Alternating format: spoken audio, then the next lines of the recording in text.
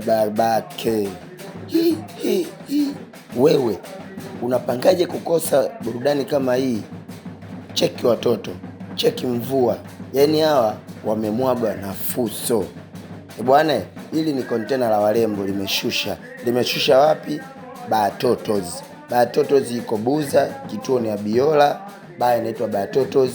Kila siku ya Jumamosi kuanzia saa 3 usiku. Alafu kiingilio chake sasa ni shilingi 10,000.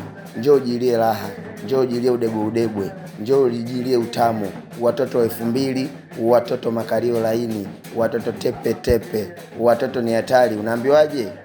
Kwa Mpalange wanaenda, kwa Lulenge wanaenda. Njia zote ziko wazi. Unapangaje kukosa mzee mwenzangu?